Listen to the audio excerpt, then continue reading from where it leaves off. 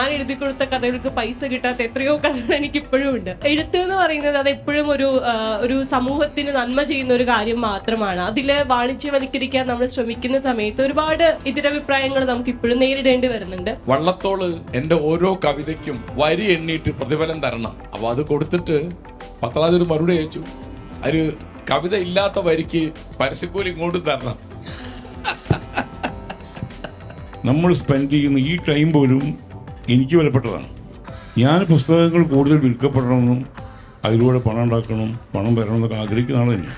വലിയ ലാഭം എടുക്കുന്നില്ലെങ്കിൽ പോലും എല്ലാം ലാഭം പ്രതീക്ഷിച്ചിട്ടാണ് എല്ലാവരും ചെയ്യുന്നത്. ബഷീർ മരിച്ചപ്പോ പാകിസ്ഥാനിലെ ഒരു മാസിക കൊടുത്ത ലേഖനത്തിന്റെ ഹെഡിങ് അദ്ദേഹം ശരിക്കും ബേപ്പൂരിൽ ഒരു രാജ്യത്തെ സുൽത്താനായിരുന്നു എന്നാണ്. അവരത് സത്യമായിട്ട്